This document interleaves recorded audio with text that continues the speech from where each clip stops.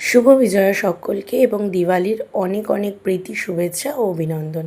তো আজকে আমি নিয়ে এসেছি আমাদের সোদপুরের বিখ্যাত একটি প্লেস রথীন্দ্র।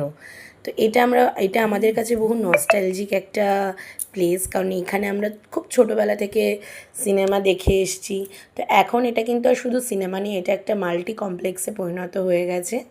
তো সেই জন্য সেদিনকে আমরা সানডেতে ভাবলাম চলো একটা মুভি দেখে আসি, আর আমরা দেখতে গেছিলাম কান্তারা। তো তোমাদের দেখো আমি পুরো লোকেটেড এরিয়াটা দেখাচ্ছি, এত সুন্দর করে অর্গানাইজড করে ওরা তৈরি করেছে।